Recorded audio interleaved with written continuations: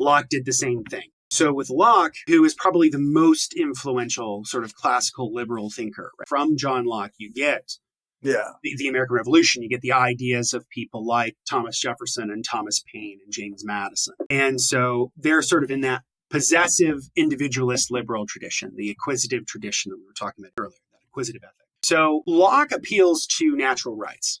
The natural rights are those that are granted to humanity by virtue of being human, or they're granted by God. So you can either have it in a secular way or in a non-secular way. I recently read an excellent book about Locke and the influence he had on the American Revolution called America's Revolutionary Mind by C. Bradley Thompson.